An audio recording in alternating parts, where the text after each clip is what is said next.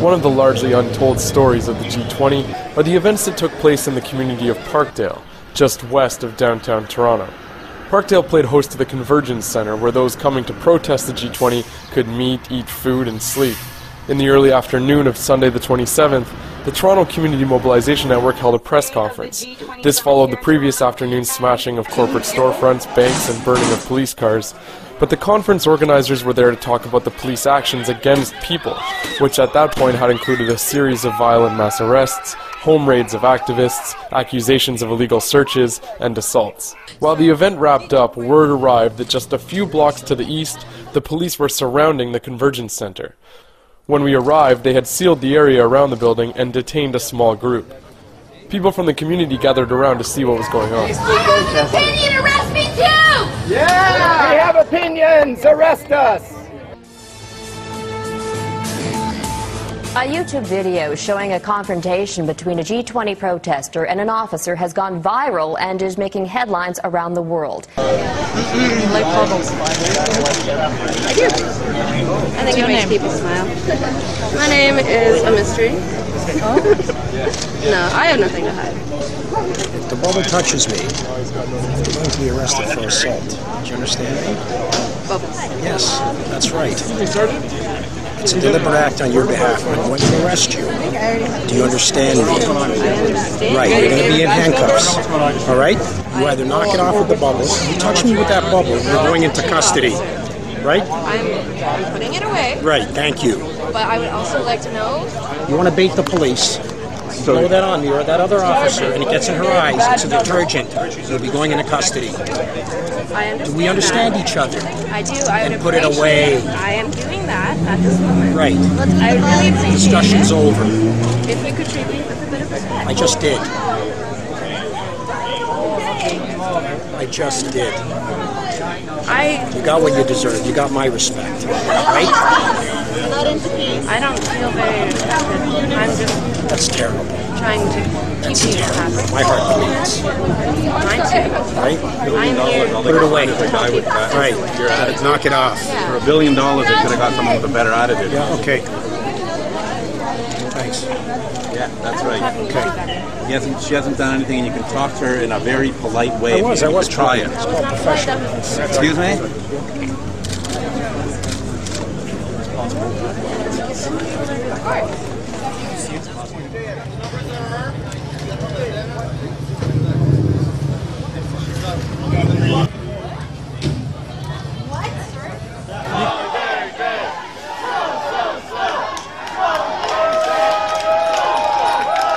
In the U.S., the Fox News channel dedicated an entire segment to legal experts debating the officer's conduct. Men like that, in uniform, have enough to worry about without punks like this getting in the way.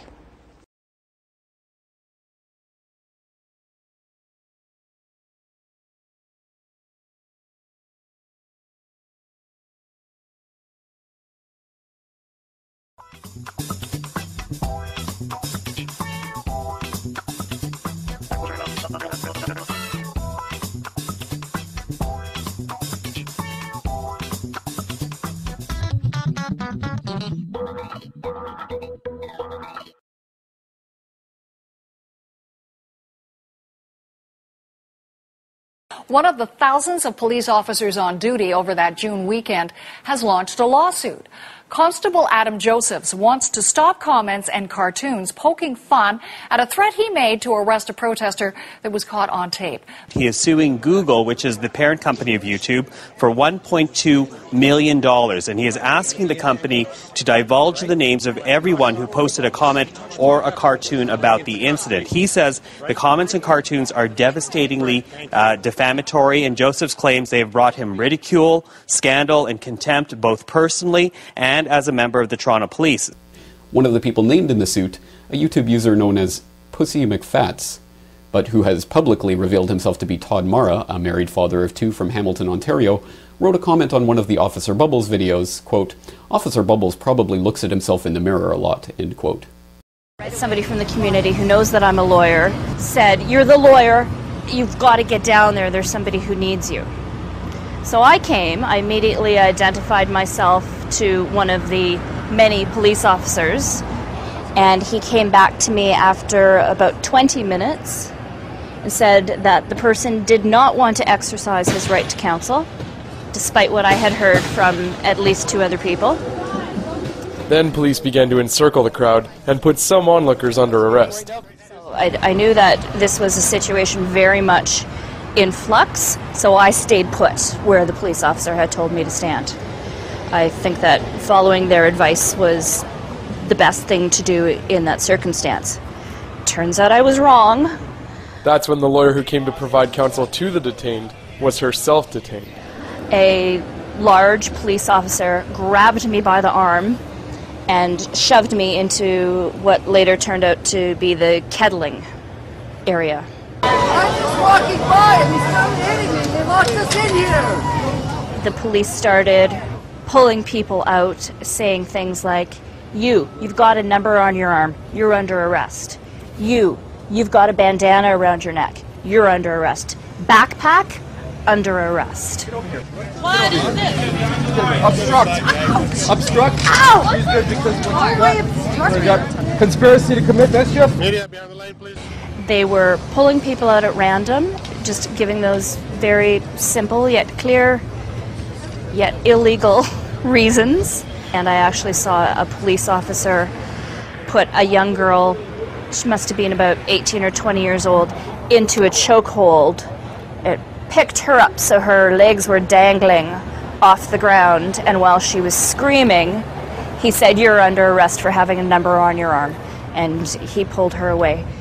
The real irony is that we told people to do this so that they could have access to counsel, and it turned out that people were actually being arrested for having those numbers on their arms. Over the next few hours, many community members gathered to denounce the police actions. Where's your warrants? Where's your arrest warrant?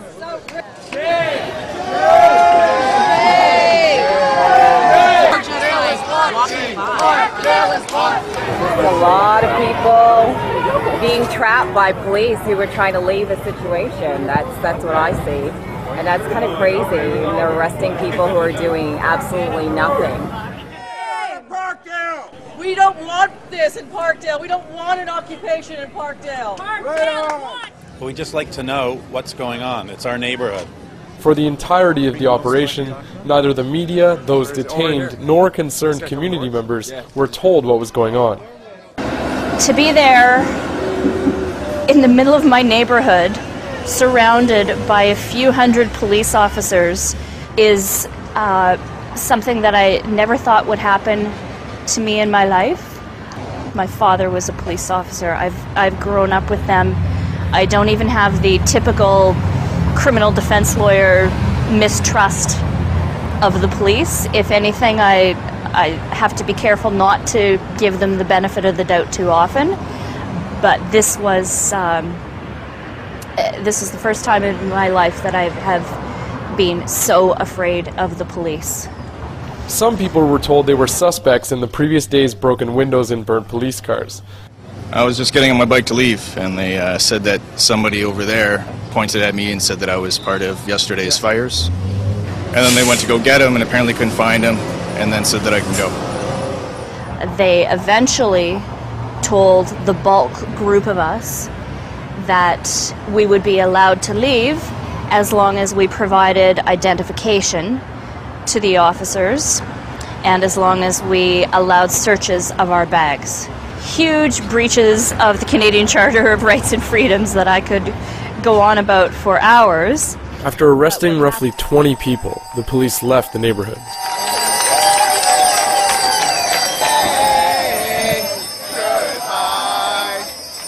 The Real News spoke to some of those who had been detained.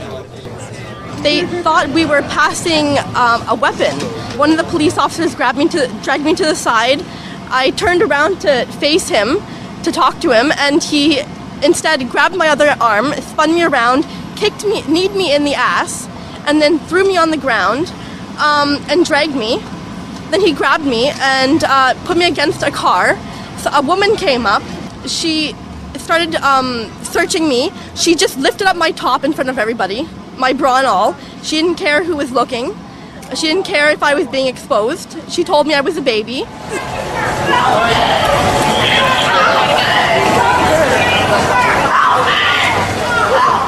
What these two cops did to me was like completely outrageous. Like in my case, my real beef was the way I was treated, mostly. First of all, the fact that I was being detained without doing anything, without breaking any law. And secondly, because I was made fun of. That was the part that was also insulting, personally. They made fun of my nose. One of them told me I have a banana on my face. And another guy said that my nose is going to have a hard time handling what's going on.